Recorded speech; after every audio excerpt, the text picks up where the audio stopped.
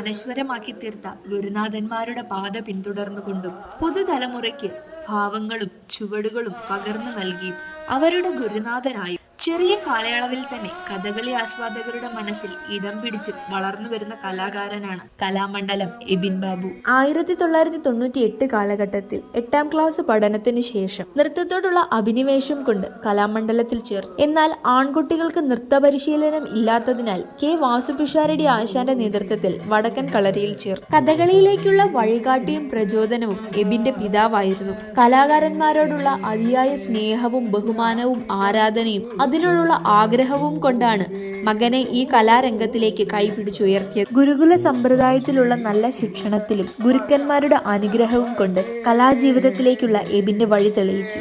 4 വർഷത്തെ പരിശീലനത്തിനു ശേഷം 10ാം ക്ലാസ്സിലായിരുന്നു കഥകളി അരങ്ങേറ്റം കുറിച്ചത്. ശേഷം ചെറിയ വേഷങ്ങൾ ചെയ്തു തുടങ്ങിയിരുന്നു. ആദ്യകാലങ്ങളിൽ പച്ച വേഷങ്ങളും പിന്നീട് ചുവന്ന താടി വേഷങ്ങളും ചെയ്തു വന്നു. ക്രിസ്തീയ സമുദായത്തിൽ നിന്നും വളർന്നു വന്ന കലാകാരനായതിനാൽ ഏറെ വിമർശനങ്ങൾ നേരിട്ടുവെങ്കിലും ജാതി വരമ്പുകളെ ഭേദിച്ച് കലയ്ക്ക് മൂല്യവും പ്രാധാന്യവും നൽകി ഒപ്പം നിർത്തി. കലയെ സംബന്ധിച്ചിടത്തോളം കലയ്ക്ക് ജാതിയോ മതമോ ഒന്നുമില്ല.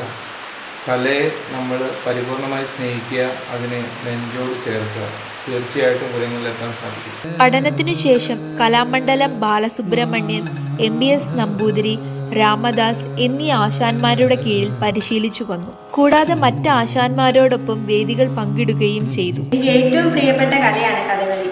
കഴിഞ്ഞ 4 വർഷമായി ഞാൻ ആശാന്റെ കീഴിലാണ് കഥകളി അഭ്യസിക്കുന്നത്.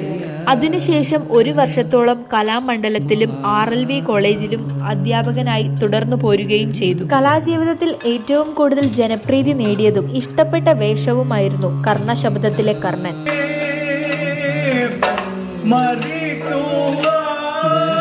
കേരള സർക്കാരിന്റെ ഫെലോഷിപ്പും കേന്ദ്ര സർക്കാരിന്റെ സ്കോളർഷിപ്പും പിന്നീട് ദൂരദർശനിൽ B ഗ്രേഡ് ആർട്ടിസ്റ്റ് എന്ന അംഗീകാരവും നേടി.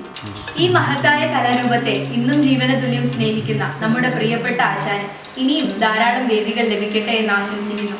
ക്യാമറമാൻ ഗോകുലിനോടൊപ്പം ഗായത്രി സന്തോഷ്, MVTV ന്യൂസ്.